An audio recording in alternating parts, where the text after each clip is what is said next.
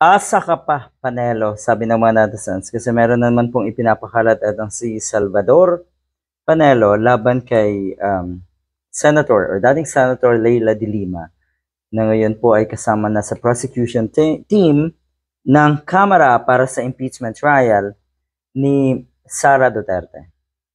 Ito yun, Court of Appeals, pinawalang bisa daw ang pag-absuelto kay Leila de Lima. Malabong makakasama daw ito sa prosecution team versus VP Sara Duterte's impeachment trial. Ito ba ay may katotohanan?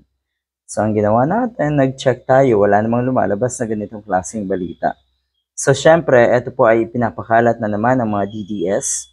Alam niyo naman, ito mga diehard, kaligayahan nila na malagay sa alanganin yung mga taong tunay nagmamahal sa ating bansa, walang kasalanan at sangkot sa mga imbentong kaso, Digong, yung mga iniimbento. Diba? Katulad nga ni former Senator Leila de Lima. So ngayon, magandang balita na makakasama na nga sa prosecution team si Senator de Lima, si Attorney Leila de Lima, kasama na rin si Attorney Chel Jokno.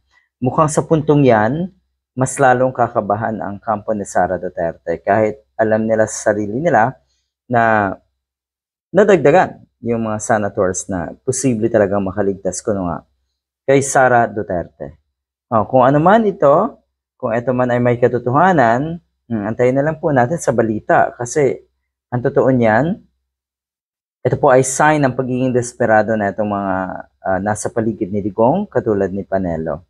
Totoo na merong nakapasok na galing sa PDP laban, pero yun nga, aasahan natin na mas magiging kapaki-pakanabang sa puntong ito ang mga bagong halal na senators katulad ni Kiko Pangilinan at syempre ni Bam Aquino at ng iba pa na nawala or outside PDP slate.